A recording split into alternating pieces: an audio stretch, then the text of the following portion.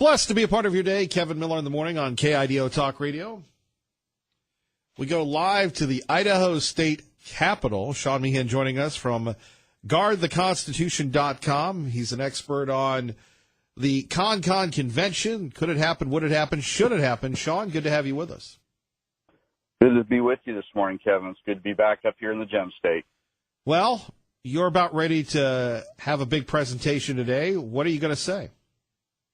Well, this morning at 8:30 in the Lincoln Auditorium, one of your House subcommittees is going to hear some testimony and then potentially vote on HCR 32 to have Idaho petition Congress to call a convention under Article 5 of the Constitution. And my hope is to be able to educate the legislators on the full story that the advocates, we believe, aren't completely telling. All right. What are they keeping from us? Well, a big thing that we like to point out is they had a mock convention sponsored by Convention of States, and they had 137 legislators from across the country. And afterwards, the president of the convention issued a thank you email, and in there, he told them that they needed to execute this as Thomas Jefferson counseled, must be done by the states themselves, erecting barriers at the constitutional line that cannot be surmounted. The problem is when you look up the complete saying there, the accurate message can be found, and it's in a letter from Thomas Jefferson to Archibald Stuart from December 23rd, 1791, and it actually reads, quote, "Then it is important to strengthen the state governments as this cannot be done by any change in the federal Constitution, for the preservation of that is all we need contend for."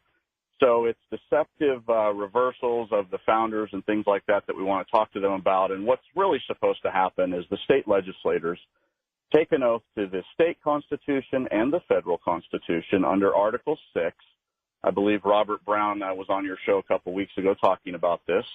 And they're supposed to stand up against the federal government and not condone the unconstitutional spending and such things that the federal government does to violate the Constitution. And that is the way to effectively enforce it. We do not need to open our Constitution up and wheel it into the operating room, because even yesterday, Mr. Kelly was the attorney for Convention of States, and he was making a presentation here. And he actually said, when people in the audience asked a question, well, what happens after you change the Constitution? It still requires people to enforce it. And he agreed and said, yes, we're going to need numerous patriots across the country to enforce it. And I asked the question, well, why don't we just do that now? Because that's what the founders advised us to do. And he had an interesting explanation that didn't seem to really make sense to me. But we're supposed to enforce it, not change it. Indeed. Sean Meehan joining us as we continue on. There have been a lot of folks that have, talked to us here at KIDO Talk Radio that believe that we aren't following the Constitution now, so it's time to get back to basic founding principles, and a constitutional convention could really help bring back limited government. Yes, the thing is, again, some of the founders talked about parchment barriers. Our Constitution, essentially, unless the citizens and state legislators give it effect or give it life, is a parchment barrier.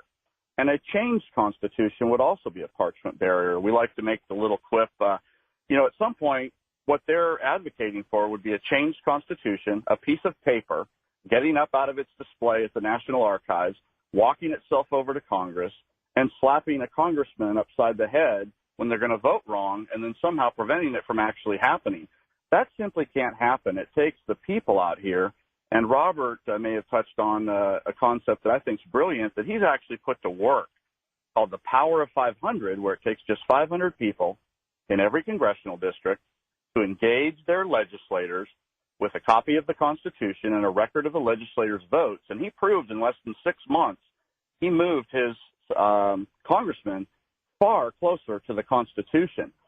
People, I think, don't want the controversy. They don't want the trouble. They'd like to have a permanent fix. None of us disagree that there's problems with our country that are serious, and the debt and numerous ongoing wars. What are we doing over there? Were they even authorized? But the simple fact is a piece of paper cannot enforce itself. The founders designed it so that the citizens in this republic could exercise our liberty and defend it by being engaged in our government. And that didn't mean changing the Constitution. It meant enforcing it. And I'll simply say, to end that spiel, every Convention of States advocate I've talked to ultimately admits when you press them, if we enforce the original Constitution as was written using the Webster's 1828 dictionary so we know what words meant back when it was written, they would not feel a need to have a constitutional convention. And yet here we are today. What's the danger of a constitutional convention? There's quite a few dangers of what would come out because there's people on the left and the right that are for and against this. There's discussions and groups going on right now that want to change the Second Amendment, move a comma around so they don't get rid of it, but you just have militias, which would be maybe their modern version of a National Guard or something like that, and the military would be the only people to have weapons. And they say this would be tremendous and wouldn't happen, but you've probably heard about the concept of a runaway convention, and they'll dispute this, but the record is very clear that the 1787 convention was called. Rhode Island didn't attend, 12 states attended. 9 of those states had very, very specific guidance from their states to meet the exigencies, that essentially is legal speak for the emergencies at the time of the country. And also, the Convention of States people will omit this explanation. Those 9 states required essentially the same covenants that were under Article 13 of the then in effect Articles of Confederation, which required Congress and every single one of the 13 states of the time to sign off on any changes. They exceeded that, and in fact, in Federalist 40, founders admitted that they exceeded the tenor of their commissions. So, and there's been some other state conventions over the years where delegates get in there and they do more than is authorized, and then it becomes a political thing. And back in 1787, we didn't have the Koch brothers and Soros and all these other groups and their millions and millions of dollars, and they still were able to push it through, sell people that it was the best thing. And ultimately, this needs to be a very important point. The Convention of States people will come back and say, well, so you're saying the Constitution's illegal. Why are you even talking to me? That is not what we're saying. It was ratified ultimately properly because it went to the highest authority in the land, and that's the people. Legislators didn't do it, but it was the people in ratification conventions within each of the several states that ratified it. And like my friend Robert likes to say is if we pulled up the anchor and the chains of the Constitution right now, do you think we would drift in this political climate in our country more towards freedom and liberty and individual rights, or more towards socialism heading towards Marxism? A very compelling question. 580-5436, 580-KIDO. Sean Meehan joining us here, founded GuardTheConstitution.com. Then why are so many state legislators and so many elected officials in Idaho and across the country wrong? Well, it goes back to what we were just talking about the dangers. And this is a hard one to talk to legislators. I was a little shocked yesterday at Mr. Kelly's presentation. He came out and actually said that, there's the federal government scumbags, there's the federal court system scumbags, and then he even said state legislator scumbags. I believe the founders spoke of the evil nature of men. They didn't use the term scumbags, but at the core, at the federal level and state, our government, our founders were incredibly wise, Kevin, that they designed us to be at odds with each other. Hopefully they thought we'd be a moral and religious citizenry, right? We've all heard that before. Or the Constitution would satisfy for no other. But they are being pressured. There's, as I understand it, the leader here of your House is affiliated with the American Legislative Exchange Council, and they are a group that has some secret meetings, some public meetings. They're funded by corporations. They do some good legislation that helps states out. Take this, fill in the name of your state, debate it, maybe make changes and pass it, and they've done some good things. But they are promoting part of this Article 5 convention. And also, I believe some political parties on one side or the other maybe get together and and put pressure to vote one way or another. I know in my state, in Nevada, I was responsible for doing a statewide resolution in the Republican Party to defend the Constitution against Article 5 and the convention option. But the people I've talked to up here, they just say they're getting an incredible amount of pressure. And I think it's important to point out, too, Kevin, that your Representative Giddings up here wrote an article that appeared in an online, one of your newspapers here in Idaho, where she said she was getting emails that purported to come from the Convention of States organization and their advocates, and she took it upon herself to contact some of them back and ask them, what are your thoughts? And as I understand it, many of them did not remember that they sent an email, or they didn't send an email and they didn't know what was going on and what is about it. And we experienced the same thing in Nevada when I would sit and talk to legislators in detail and show them some of the stuff I just spoke to you about that opposes what they're being promoted on the convention groups, specifically Convention of States. A lot of those legislators said, well, I wasn't told that whole story. So I think with all the bills that your legislators have to consider per session, all the lobbying and all the pressure, and, good men and women that are here to serve us, get pressure. They think they're trying to do the right thing. We all love our country. I think if it was the convention was removed from it, most of the legislators and even the Convention of States people, we would all agree on what to do and what we want to do with our country to protect religious liberty and things like that, and prevent deficit spending. But they just get a lot of pressure, and I think they think they're doing the right thing, and they're not. What will you say if you get a chance to speak? Well, I will probably touch on what we talked about there with the Jefferson letter, and not only how they were not told the truth, but in fact what they were told was 180 degrees opposite. They were told not to change the federal Constitution. And then I'll also talk about the fact that as a veteran, when I was in the Air Force, I was an enlisted crew member on cargo aircraft, and my life changed after Black Hawk Down when I brought a dead soldier home on my aircraft. And that let me know that oath I took was incredibly serious. And when I retired, Kevin, I don't believe that oath ended. And I believe that in the founding of our nation and guarding our Constitution since that founding, almost 1.4 million troops have given their lives.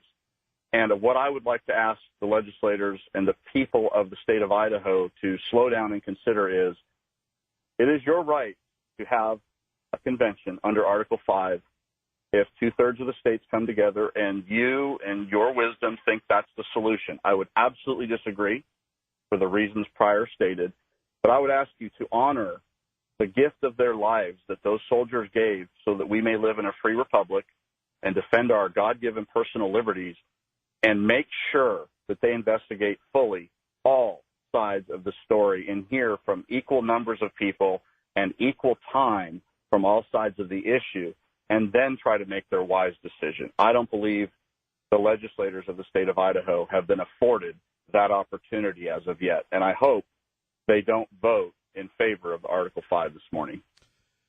Well, we shall see. Sean Meehan, we appreciate it. Thank you very much, and thank you for your service.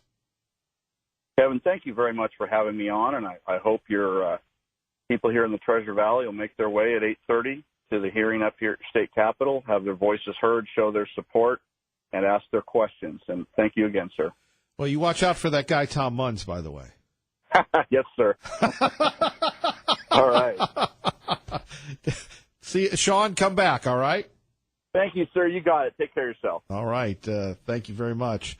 Up next, your thoughts about a constitutional convention, a convention of states. We'll talk a little bit about that. And apparently the Girl Scouts are embroiled in a pot cookie scandal. That's up next with Kevin Miller on KIDO Talk Radio. And we'll start with Liberty Linda at KIDO Talk Radio. Good morning, Liberty Linda.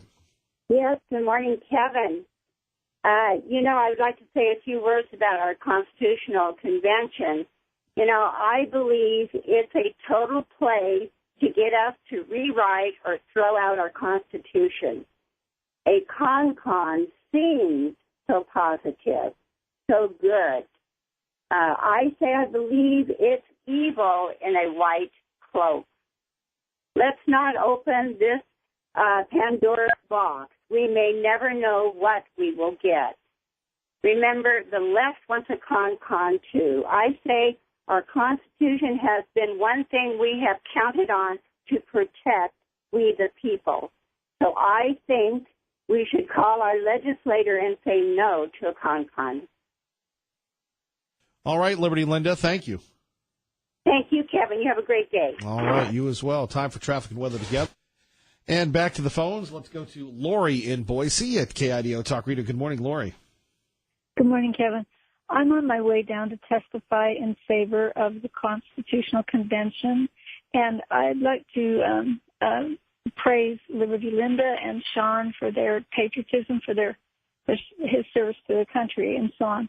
But I think a little more education, really looking into the safety of this procedure, and it was given by the founders. They put it into Article 5, and anything that anyone else is recommending, including what's being recommended by Sean, is really not part of the constitutional process for amending and restraining power. And what they're proposing is that each time there's something the state disagrees with, you have to get people together and battle each issue. It's like taking a fly swatter and continually batting down issues, where with this procedure, you simply put in amendments that constrain power, that put chains around, that bind, so that they have term limits. They can't keep doing this. And I'd like to point out that we say we're protected by the Constitution. If we're protected by the First Amendment, by the Fourth Amendment for search and seizure and so on, how come FISA worked? It's because we're not living under that Constitution. We're living under the annotated Constitution, where it's 3,000 pages, it's 12 pounds, and all those descriptions of what the Constitution means is in there, and we are not safe. We have to get back and constrain the Commerce Clause, constrain what the agencies can do. And so there is no other effective means, and anything short of this is not going to really provide the safety that we need. So I would encourage people to go to the Constitution of States website. There's a lot of really good material in there, hundreds of pages that you can go through a little bit and learn a lot more about it. It's safe. There's no way that, even Sean mentioned that it's going out to the states, and it was ratified by the 13 colonies in that manner. And that's what's going to happen here. And there's no way that with all the conservative states we have in the Union that, first of all, they're going to put out a lot of amendments that aren't appropriate, that we wouldn't be in favor of. And then how do you get 3/4 of the states to ratify those? It's not going to happen. And the framers are wise. They put in Article 5. It's a blessing to us, and we need to use it. So that's my take. So thank you. Thank you, Lori. God bless. Thanks. You too. Bye. Bye-bye. Pro-life, good morning. You're on KIDO Talk Radio. Yeah, when the people get morally corrupt, they don't have the courage to stand up for liberty. And, say like the Bible is restraining Christianity from going crazy. And so we say, okay, let's throw out the Bible or rewrite it. Well, that doesn't do any good, and we don't need to rewrite our Constitution. We're not even enforcing the Constitution that we have. There's all kinds of judges making unconstitutional jurisdictional decisions. Nobody asked for their impeachment. The Congress and the state legislatures throughout the whole United States are presently voting every session in violation of the federal Constitution. So if they're going to do that, why would we go to a convention if they're that corrupt? It doesn't make any sense to me. So I'm totally against it. If we were to enforce our Constitution as it exists right now, and we were morally integrity, we have the moral integrity to follow what we already have, then maybe we could do something like that. But we're not at the right position at all. So I'm against it. Pro-life, thank you for the call. Quickly to Tom Munz, TomMunz.com, Munz Tom Twitter on KIDO Talk Radio. Good morning. The sky is falling, Kevin. No, we can't do just nothing. Oh, my gosh. Have we just taken everything that we can from the left? We have to understand something here. This Constitution, when they tell you that there's nothing else we could do, our founders talked about about the importance of people that proclaim the fact that we need to act in haste. First of all, we're not denying, this is like the leftist kind of rhetoric, right, where they just keep repeating the same talking points over again without listening to logic. See, the thing about it is that nobody understands, there's nobody that I've heard in this issue that talks about the conspiratorial elements undermining our Constitution and undermining liberty. And this is why I feel like, where I happen to sort of spend my time is very, very important in helping people understand that. But there's a move through the United Nations, there's a move through free trade agreements, there's a move through the CONCON, there's a move through Agenda 21, there's a move toward using wars, there's a move towards every single issue is moving towards a regionalization with a breakdown of national borders and our Constitution. The last thing in the way is the Constitution. For anybody that says that we're proclaiming that Article 5 is not in there, we're not stupid. Article 5 is in there. The question is, what is the proper application and use for it? When they talk about the fact that it's annotated, isn't that seditious and treasonous in the first place? And if they're going to stand true and consistent to what they're saying in support of a convention, then why don't they read what the annotated Constitution in Article 5 says, rather than using our Constitution that they've already admitted that they don't adhere to anyway? So for people to understand this in layman's terms, they are admitting that they don't adhere to our 15-page Constitution right now. They adhere to a 3,000-page Constitution already that somehow got 3,000 pages without Article 5, which is the only way that it can be changed. These people are lying to you, they're acting on, or they're being deceptive, or they're ignorant, they're acting on emotion. Every single issue that we talk to about this issue has been debunked. They say that the states have the authority to rein in. Then what's the point of having a convention then if every state bridles their delegates? And how many of you guys, as America becomes more liberal, is going to support any of your constitutional delegates that have half of the wisdom that any of our founding fathers had? Or a fourth. Or, yes. So I just appreciate you allowing me to air myself because, we need to start looking at the facts. There's a clear understanding of leadership here. They're shoving it down our throat. There's a tremendous amount of urgency. There's a tremendous amount of disconnect between the citizens, ironically, and the leadership. And the leadership, to be honest, is hell-bent on pushing this because they're either using tax dollars to pay for these guys to come out, or they've got big money that's having somebody come out. And then when we offer the opposition, which you've been so kind to be able to do, and I thank you, they're not even interested, and legislators don't even attend because they think they've got something better to do. This is consistent with the disconnect that we have with our legislature that we can pack the House and they'll still vote. They'll still vote yes. Tom Munz, TomMunz.com, Munz Tom Twitter. Keep up the fight, brother. Thanks, man. Thank you. Tom Munz, ready to go. Coming up, much more of your thoughts, your views, plus much more on the stock market. You're listening to Kevin Miller on KIDO Talk Radio. Good morning, Maggie. Good. And coming up, our great friend Steve Ackerman. Before that, Tani J. Powers joins us with more on the markets. Good morning. Good morning. Boy, what goes up must go down, huh? Yeah, and it is as actually, looks like it's, I'm actually looking at the Dow right now. It's down 116, but it's coming back up. It was at opening bell. It plunged to about 500 down, and now we're about 111, 106. So it's sort of, I won't say correcting itself. The markets have only been open about 9 minutes at this point. So, but yeah, that's kind of where we are right now. Makes you wonder, just considering the incredible gains, just the reaction to it and why people are going crazy. I mean, what was it, a couple weeks ago? It went up 1,000 points in less than a week. Yeah, there's a couple of different things. I was just talking on the air with Jenny Casillo, who's our business reporter, and she mentioned a couple of things. I mean, first of all, you've got the new Fed Reserve chair, and they're expected to raise short-term interest rates this year. And she actually reminded me of the fact that, when Alan Greenspan took over, that's, shortly after that is when we saw, a big, crash at that point. Not that this could be called a crash. It was only 7%, and a correction is technically 10%. But, with the sell-off, coming, she said, this was should not have really been that big of a shock because of how far we've gone up just, over the last year. It's got to come down sometime. It does. Like everything. It's just funny that that now the press is covering the stock market. Well, we cover the stock market whenever there's a big sell-off either way or a big gain. I mean, it's not just now. I mean, I've done these stories for the last 5 years, since I've been here at least. And, it is a big deal because, investors kind of get nervous, but you actually kind of have to look about, okay, what's causing the nervousness? Why is it, what's going on with this?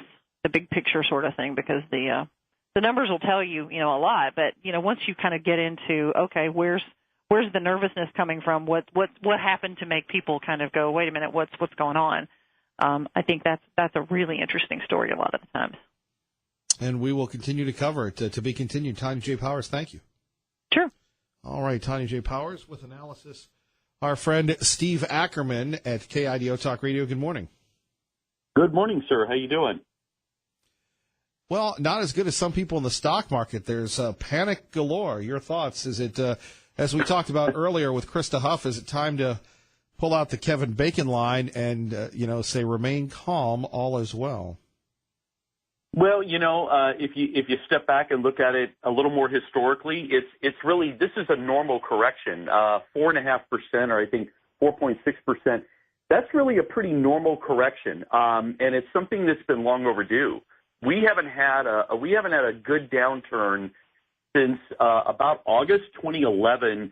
Remember when the credit rating agencies downgraded the U.S. credit market and basically gave us, we went from the AAA to a AA plus.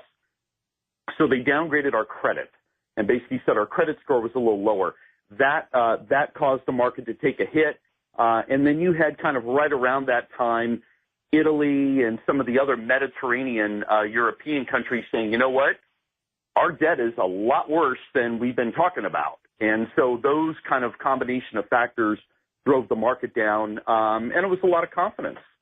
And I would argue now, and Tanya J. Powers was hitting on it a little bit, but really now a lot of it is psychology. The market was overvalued. Janet Yellen a few months ago told Congress she thought it was overvalued. And then in her exit interview just yesterday, she said it again. She said, guess what? I think stocks are priced too high. So, you bring that in with some interest rates that are going to go up. As she pointed out, they are going to go up. Fed's been talking about that, and they've been implementing it. So, this is the time to shed, take your profit. And that's going to lower it. How responsible is it of her to say that, though? Well, Kevin, it sounds like sour grapes. Interview. You and I. Yeah. You're around powerful people. We're around powerful people, but it's kind of like James Comey. We don't care what you're tweeting. You were, I just, what I mean. I'm wondering if Yellen would have said that if she were staying on. Well, she did say it in front of Congress. She did tell them that when she was Fed chair. Now, in fairness, she wasn't sure whether President Trump would renominate her or not. And, and he obviously didn't say exactly what he was going to do.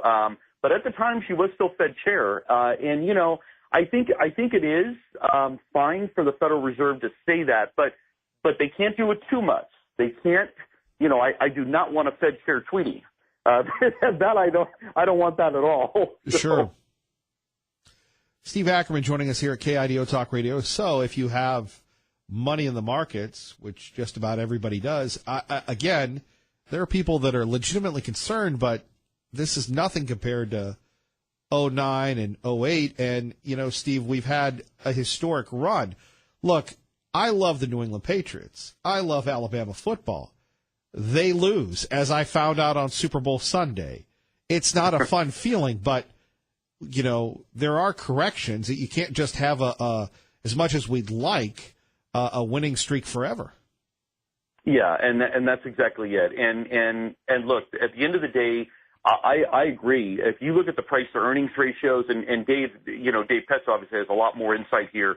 But if you look at some of the indicators, there was an overvalue of them. And keep in mind, for the last year, I would say maybe year and a half, there's been either kind of a hope that we would kind of turn the page in government. And then when President Trump came in, one thing he has really seized upon is an understanding of the psychology side of the market. I mean, John Maynard Keynes really knew the psychology. And, President Trump has made very clear you've got to kind of make people feel more confident about it. And that's important. But that can bring a bit of inflation in the stock prices. Having said that, the fundamentals are good. I mean, Kevin, our GDP projections are good. That the economy will grow a little more than last year. Unemployment is down. In Idaho, it's at 2.9%. It's down. It sounds like you're endorsing a fourth term for Governor Otter. No, I'm not going there. There's still a lot of problems. You're quick on that one. You're quick with that denial. I did. I stepped right in that one. I walked in whole hog. But, the macro fundamentals are on the right track. Wages are starting to come up again. It's been a while. But as these inflated prices come into the market, then there's a nervousness about the Fed raising interest rates, worried about inflation coming into play. So that pulls things down. So what do? You kind of leave the. But let me leave that. Let me jump in here, my astute erudite friend Steve Ackerman. And if you don't know what erudite means, folks, it's smart. That's like the only word I ever got from college, that and ethnocentric. But regardless, and Poochie's fired up as well. He should be. There's a lot of losses in the market for Poochie. But anyway, right. At KIDO Talk Radio, we've had that adds to the magic of the program, really.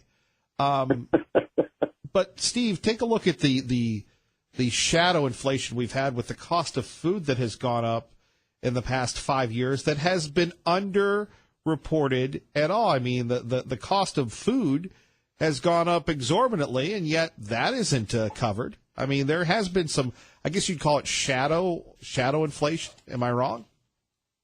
No, not entirely. There has been more inflation in food, and food is a pretty volatile indicator, and it's a volatile price because energy is such a big part of food. Growing it, manufacturing it, processing, delivery. It takes fuel, and fuel is very volatile. So fuel creates that problem with food. So that's true. Food prices are just vulnerable to energy, and energy is highly volatile. So yes, it does go up. So we do take out, if we do core inflation, we do take out food and fuel. Now that's controversial. I don't agree with doing that, but we do look at that, our core inflation. And if you take food and fuel out, then it tends to be a lot more stable. But there is some inflation in food, definitely, because of fuel. Steve Ackerman, where do we go from here? Are we going to bottom out, and then it's going to be, hey, we're going to 30,000, everybody? Yeah, I mean that would be the long-term hope. The long-term hope would be that there would be some selling off going on, and we've been seeing some early. But then you've been seeing people buy up the cheap stock. So that's really the key. The key is when it drops, are people then saying, hey, I got a bargain? ExxonMobil is now cheaper, right? So the headline is ExxonMobil lost 6%, but the real headline is it lost 6%, but people were confident to buy up the stock at a lower price. If you see that, that's good. So we have the sell-offs, but if people are buying back, what does that say? It says they're confident. And that's in part why, and I'm going to take a different take than the media in general, why people, instead of beating up on the president for kind of relying on the stock market, he's trying to stay confident, to give people a sense that these are well-run companies. There's a lot of cash. It's still cheap to borrow. Interest rates are low, even though they're going to go up. They're still historically low. So there's a lot of good news out there. Steve Ackerman, any other thoughts you want to share with us on the governor's race? See if we can get you in trouble at all here this morning at KIDO Talk Radio. That's right. Well, I step in it regularly. So, I was at the Gem County Lincoln Day, and I really saw. I like that Lincoln Day because it kind of sets the tone, I think, for where the campaigns are at. And I really saw a lot of fire in the belly, as I've put it, with Congressman Labrador. I mean, he really came out kind of in a way a more purposeful and more determined candidate than I've seen before. Not that he hasn't been, but it's almost like and maybe with things kind of wrapping up in Congress, with them being able to pass a tax bill and some of the things that they've done, that I just kind of saw a sense of purpose there that I hadn't seen before. And I really think I go back to the point that the Alquist campaign, they've got to create a second act. They really got to create a second act, because it's kind of like it's kind of the same theme, you know, and they need to turn a corner. One would argue consistency, though. Well, I mean, yeah, but you gotta show something more besides just, you know, here are the things I'm going to do and kind of hit on that, because they've been so focused on getting name recognition. At some point, you have to start saying, okay, I'm going to declare that I'm now clearly in the race, that I've clearly established. Instead of like an outsider trying to prove that I can be a candidate, I'm going to call myself a candidate, and I'm going to say I now have a position. And I think at some point you just have to kind of turn that corner, and they need that second act. And I think the Little campaign just has to pull together the things that they've done and kind of craft it under a vision. I still, you know, you got to have a vision connected to all of it, and I think that's kind of the challenge they have. They have positions, but you got to put it under a bigger vision. All right, Steve Ackerman, in 10 seconds, your review of the Brad Little TV ads.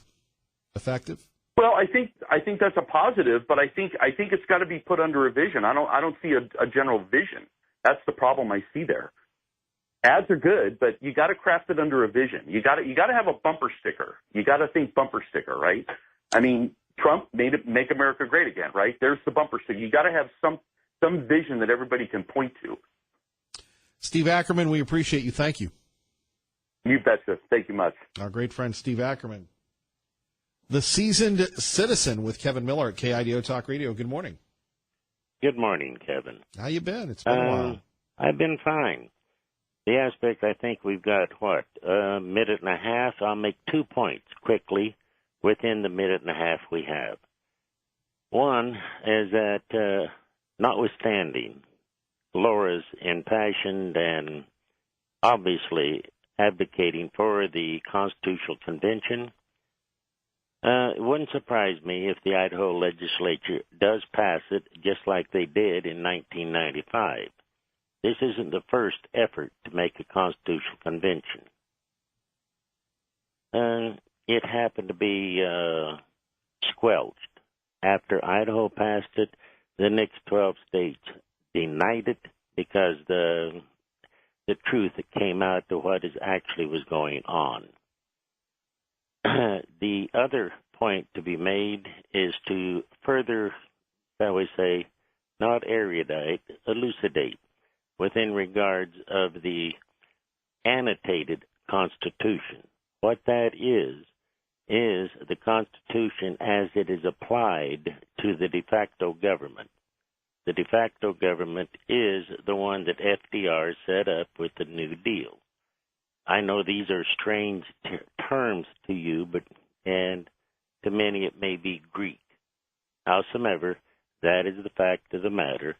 Our original Constitution is stalwart, strong, and still quite well in effect. And I appreciate you taking the call before the break. Well, you have another minute if you'd like. Nothing more to expound, unless you have a question. I will leave the elucidating to you. You have a good day. Thank you. And thank you for listening to KIDO Talk Radio.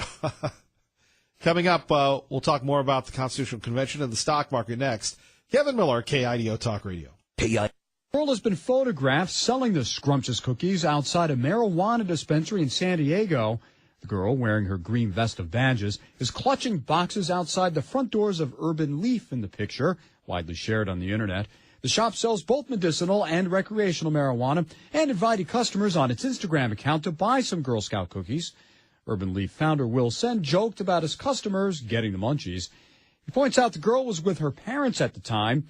but the Girl Scouts are now looking into whether a rule was broken with this particular selling method. Tom Rigotti, Fox News. On one hand, you have to admire the initiative. On the other hand, shame, shame. The Girl Scouts don't need to be selling cookies outside of a pot shop, do they? Kevin Miller, KIDO Talk Radio, time to get you to work. And coming up, the latest on all the financial news of the day from our friends at Fox News on the radio, only here in the Treasure Valley. KIDO Talk Radio, your proud home for Fox News on the radio. Plus, much, much more coming up. Megan Barth, Melanie Morgan, you, me, don't miss it. Keep it right here. Good morning, everyone.